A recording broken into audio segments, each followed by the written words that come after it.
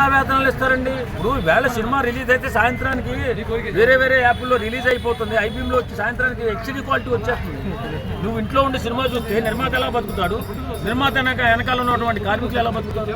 కాబట్టి ప్రభుత్వాలు ఆలోచించి నిర్మాతలు సినిమా పరిశ్రమను బతికించాలి. కాబట్టి కొన్ని వెసులుబాట్లు కల్పిస్తారు. ఒక టికెట్ రేట్ పెంచుకోవడం కానీ, బెనిఫిట్స్ అవకాశం ఇవ్వడం కానీ, దాన్ని కూడా ట్రోల్ చేస్తూ అంటే సినిమా బతకూడదు, సినిమా కార్మికులు బతకూడదు అనే కదా ఆలోచన చేస్తారు.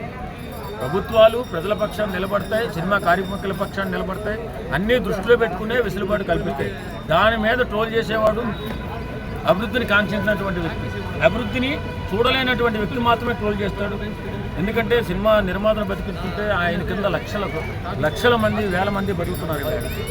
నేను చెప్తున్నా, ఒక వెబ్సైట్ని బ్యాన్ చేస్తే ఇంకో 10 వస్తున్నాయి వెనకాల.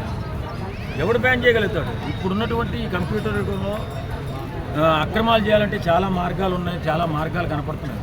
అలాంటప్పుడు చాలా దుర్మార్గంగా 100 కోట్లు పెట్టి చేసే సినిమాలు కూడా ఎందుకు పనికిరాకుండా అయిపోయి, ప్రొడ్యూసర్ నాశనం అయిపోయి, కార్మికులకు పని చెప్పలేక, అదే చెప్పాను కదా నేను, ఒక జనరల్ సెక్రటరీ అయిపోయింది. నా కుటుంబాలు 1400 కుటుంబాలు, 600-700 కుటుంబాలు ఊళ్ళు వెళ్ళిపోయిందండి. ఇక్కడ బతకలేక చావలేక. అలాంటిది ఏదో కొద్దిగా ఉన్నంతలోనే కొంచెం ఏదో ప్రొడ్యూసర్కి అవకాశం కల్పిస్తే ప్రభుత్వాలు వాళ్ళు ఉన్నటువంటి కొంతమంది అయినా చూసుకోగలుగుతారు. కాబట్టి వెసులుబాటు కల్పిస్తుంది ప్రభుత్వం. దాన్ని మాత్రం ఎవరైనా ట్రోల్ చేస్తే వాడు నిజంగా కార్మికుని అవమానించినట్టు. నిజంగా అలా కల్పిస్తేనే వాళ్ళు బతుకుంటారు, పని చేసుకోవాలి కదమ్మా. సినిమా ఇండస్ట్రీ అనేది లక్షల మంది పనిచేస్తున్నారు.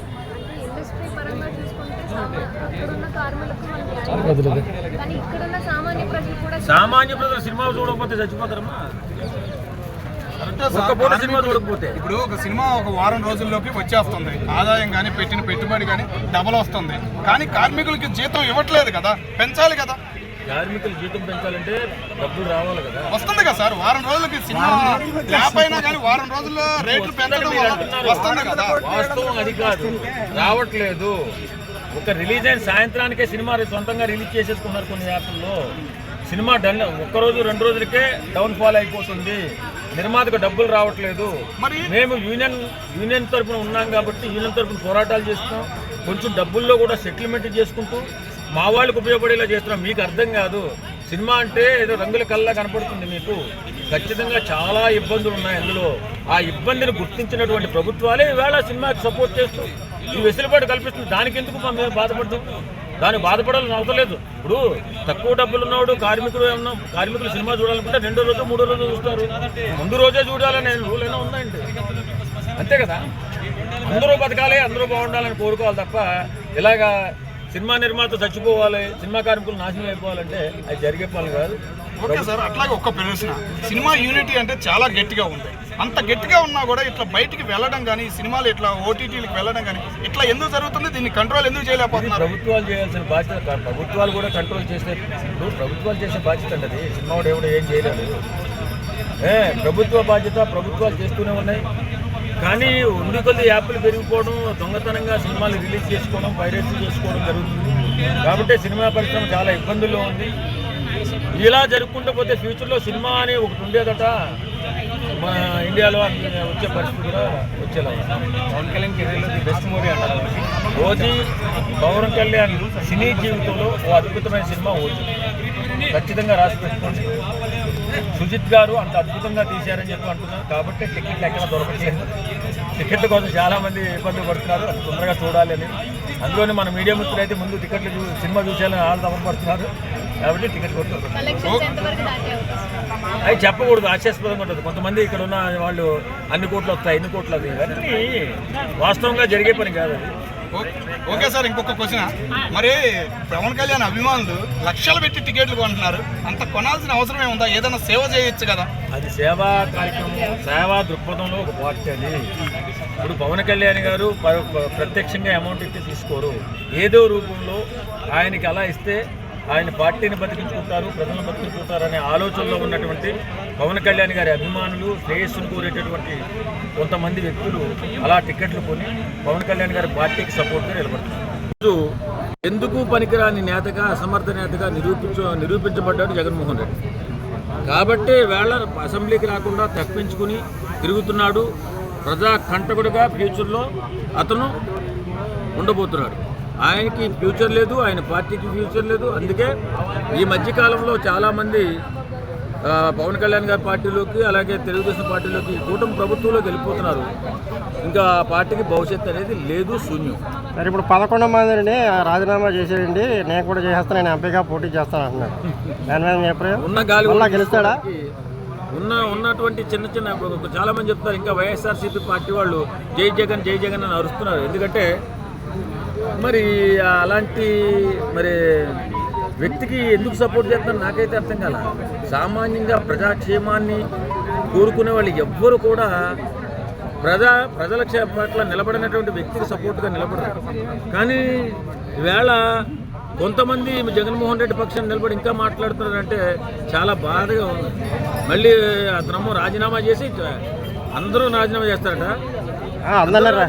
రాజీనామా చేస్తానని చెప్పేసి వాళ్ళ మీడియా ముందు అన్నాడు సార్. అందరినీ చేయమంటున్నాడు, ఆయన ఎంపీగా పోటీ చేస్తాను, అందరం రాజీనామా చేద్దాం అనే ఫీలింగ్ తో అన్నాడు. ఎందుకు అన్నాడో ఆ మాట అర్థం కావట్లేదు జనానికి. ఏమి లేదండి, అతనికి అధికారం లేకపోతే అసలు ఒక ముఖ్యమంత్రిగా ఉన్నప్పుడు ఏమీ చేయలేదు, ఇప్పుడు మళ్ళీ ఎంపీగా ఉండి మళ్ళీ ఏం చేస్తాడు? ఏం చేసేది ఏమి ఉండదు. కానీ ఆయనకి అధికారం లేకపోతే అతను ఏంటంటే ఎప్పుడూ హై స్థాయిలో ఉండాలనే కోరుకునే వ్యక్తి, కింద స్థాయిని కూడా, కింద వాళ్ళని కూడా చూడాలని ఆలోచించే వ్యక్తి కాదు. ఎప్పుడు ఎల్లకాలం మనిషి జీవితం హై స్థాయిలో ఉండదు, కొంచెం పతనావస్థలో కూడా ఉంటుంటుంది. అలాంటప్పుడు ఏంటంటే పతనావస్థలో ఉన్నప్పుడు కూడా తటాయించుకుని ఆ జీవితాన్ని సక్రమార్గంలో నడుపుకోవాలి తప్ప నాకు ఎప్పుడు అధికారమే కావాలి, నేను ఎప్పుడు సీఎంఏ కావాలి, నేను ఎప్పుడు ఇలానే ఉండాలి అంటే అది జరిగే పని కాదు. మనిషి జీవితంలో ఎత్తుపల్లాలనేది సహజం. ఆ మాత్రం కూడా తెలుసుకోవాలన్నటువంటి అజ్ఞానిగా మారిపోయాడు. మరి ఎవరు సలహా ఇస్తున్నారో, ఎవరు ఆయనకి సలహాదారు, ముందైతే ఒక 70 మంది సలహాదారులు పెట్టుకున్నాడు.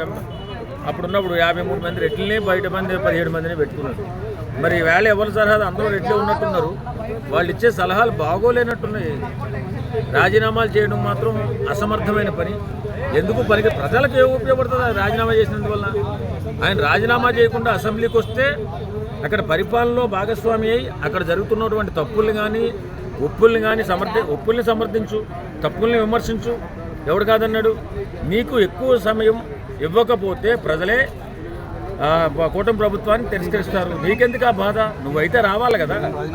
అసలు రాకుండా నువ్వు ఇష్టానుసారం ఇలాగా ప్రజల్ని మాయమాటలు చెప్పి మభ్యపెట్టి ఇలా తప్పించుకుని తిరిగితే జీవితంలో నువ్వు ఆంధ్రప్రదేశ్లో నీ పార్టీ కానీ నువ్వు కానీ మనుగడ సాగించలేవని చెప్పేసి అందరూ అనుకుంటున్నారు. ఖచ్చితంగా వైఎస్ఆర్సీపీ అనే పార్టీ ఆంధ్రప్రదేశ్లో కనుమరుగు కాబోతుంది. మిగతా 10 మంది ఎమ్మెల్యేల పరిస్థితి ఏంటి సార్? వాళ్ళ జీతాలు వస్తాయి అంటారా? ఏం చేస్తారు? జగన్మోహన్ రెడ్డి గారు ఆదుకుంటారా లేదా అనే ఫీలింగ్ కలిగింది వాళ్ళ మొహాలు చూస్తుంటే. ఏదేమైనా ఇచ్చినటువంటి అవకాశం, అది చిన్నదైనా పెద్దదైనా ఉపయోగించుకున్నవాడే రాజకీయ నాయకుడు, సేవకుడు. అంతే తప్ప నాకు పెద్ద అధికారం లేకపోతే రాజీనామా చేస్తాను, నాకు అధికారం లేకపోతే వచ్చేస్తాను. అధికారం లేకుండా సేవ చేసేటటువంటి ఎంతమంది మహానుభావులు లేరు. వైఎస్ఆర్సీపీ అధికారంలో ఉన్నప్పుడు చనిపోయినటువంటి రైతులకి సొంత డబ్బులు పంచినటువంటి మహానుభావుడు పవన్ కళ్యాణ్ గారు.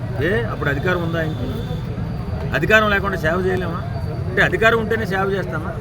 అధికారం కాదు, మంచి మనస్సు ఉంటే, పేదల పక్షాన్ని నిలబడాలనే ఆలోచన ఉంటే, ప్రజలు బాగుండాలనేటువంటి దిమాగు ఉంటే ఏదైనా చేయగలుగుతాం. అంతే తప్ప నాకు అదే ఇవ్వండి, నేను ఇదే చేస్తానంటే మాత్రం అది కరెక్ట్ అయిన పద్ధతి కాదు. జీవితంలో ఒడిదుడుకులు అనేవి ఉంటాయి. ఒడిదుడుకులు తట్టుకుని నిలబడాలి తప్ప కష్టానికి పారిపోయి ఏదో నా లాభానికి పొంగిపోతే అది జరిగిన పద్ధతి కాదు. పెద్దారెడ్డి గారికి అప్పచెప్పారు ఇప్పుడు బాధ్యతలు, అది ఎంత మటుకు కరెక్ట్ అంటారు? ఏ పెద్దారెడ్డి ఉండరు కదా తిరుపతి. సరే, ఇప్పుడు 4 ఎమ్మెల్సీలు వెళ్ళిపోయారు, మిగతా ఎమ్మెల్యే ఉన్న 10 మంది కూడా వెళ్ళిపోవచ్చే అవకాశం ఉందా? ఎమ్మెల్యేల బాధ్యత ఇదంతా కూడా పెద్దారెడ్డి గారికి అప్పచెప్పారు. పెద్దారెడ్డికి అప్పచెప్పినా, ఇంకో రెడ్డికి అప్పచెప్పినా అక్కడ జరిగేది ఏం లేదని శూన్యమే.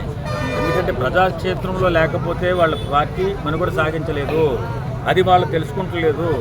వేళ 4 ఎమ్మెల్సీలు వెళ్ళిపోయారంటే కారణం మీరు చేస్తున్న పోరాటం కరెక్ట్గా లేదు, ప్రజల పక్షాన్ని మీరు నిలబట్టలేదని తెలిసే కదా. వాళ్ళు కూడా నాయకులు కదా, ఈవేళ వెళ్ళిపోయినటువంటి నాయకులు. అలాంటి నాయకులు వెళ్ళిపోతున్నారు, మన పార్టీ నుంచి వెళ్ళిపోతున్నారంటే అర్థం ఏమిటి? మీరు ప్రజల పక్షాన్ని నిలబడలేదని అర్థం. రేపు పొద్దున్న చెడ్డ పేరు వస్తుంది. మనము భవిష్యత్తు చూసుకోవడం బెటర్ అని చెప్పి అప్పుడు తెలుగుదేశంలోకి జనసేనలోకి అది వెళ్ళిపోతారు. ఇప్పుడు నలుగురు ఎమ్మెల్సీలు వెళ్ళిపోయారు, మిగతా 10 మంది వెళ్ళిపోయే అవకాశం ఉందా? ఖచ్చితంగా వెళ్ళిపోతారండి. వెళ్ళిపోతే ఏముంది, శూన్యం ఉంది ఇక్కడ. ఏం చేస్తున్నారు వీళ్ళు? ఏమైనా చేస్తే కదా. ఇప్పుడు అసెంబ్లీకి వచ్చి ఎనలేని పోరాటం చేయాలా, బాధ్యత వాళ్ళది. ఇప్పుడు వాళ్ళు ఇచ్చినట్టు కూటమి ప్రభుత్వం ఇచ్చిన హామీల్ని కూటమి ప్రభుత్వం అమలు చేయాలి. మరి వాళ్ళు అమలు చేయకపోతే బాధ్యత ఎవరిది? అమలుపరిచే బాధ్యత ఎవరిది? ఆపోజిట్ పార్టీకి ఉంటుంది. కాబట్టి మీరు అసెంబ్లీకి రావాలని కోరుకుంటే మేము రాజీనామా చేస్తాం. రాజీనామా చేస్తే ఈసారి ఆ 10 సీట్లు 11 సీట్లు కావు, 1 సీటుకి వస్తుంది అంతే. అందుకంటే మీరు చేసేది ఏముండదు, ఏం పీకేది ఏముండదు. అయినా ఎంపీగా చేయాలని ఆలోచన ఎందుకు వచ్చింది సార్? బుర్రపాడే ఉంటుంది నాకు తెలిసి. బుర్రపాడి ఎవరో దరిద్రులు ఇచ్చిన సలహా ఉంటుంది. ఇప్పుడు ఉన్నటువంటి 11 సీట్లతో అద్భుతంగా అసెంబ్లీని రూపించవచ్చు. పవన్ కళ్యాణ్ బయట ఉండే ఊపేసాడు కదా వీళ్ళని. పవన్ కళ్యాణ్ చూసి నేర్చుకోవా? పవన్ కళ్యాణ్ పోరాటపడడం ఎలాంటిదో తెలియదా నీకు? మరి అలాంటప్పుడు పవన్ కళ్యాణ్ ఏమాత్రం ఏ సీట్లు కనీసం సర్పంచ్ కాదు, ఎమ్మెల్యే కాదు, ఆ టైంలోనే నిన్ను మెడలు వంచి కిందకి తీసుకొచ్చి 11 సీట్లు పడగొట్టాడే. ఇప్పుడు 11 సీట్లు ఉన్న నువ్వు ఏ స్థాయికి వెళ్ళాలి, ఎంత పోరాటం చేయాలి, ఎంత గట్టిగా ప్రజల పక్షాన్ని నిలబడాలి? ఏం లేకుండా ఏదో నేను అక్కడ రాజీనామా చేస్తా, ఇక్కడ రాజీనామా, అసెంబ్లీకి రాను. ఇదంతా కూడా రాజకీయ నాయకుడు లక్షణమే. రాజీనామా చేస్తే అసెంబ్లీకి వచ్చే అవకాశం కూడా లేదు కదా. ఇంకా రాజీనామా అంటే చేస్తే అసెంబ్లీకి వచ్చే అవకాశం కూడా లేదు. తర్వాత అప్పుడైతే ఆంధ్రప్రదేశ్లో ఉండే అవకాశం కూడా లేదు. ఆయన అసెంబ్లీకి వచ్చే అవకాశం లేదు. రాజీనామా చేస్తే ఆ పార్టీ ఆంధ్రప్రదేశ్లో ఉండే అవకాశం కూడా లేదు. Okay, done.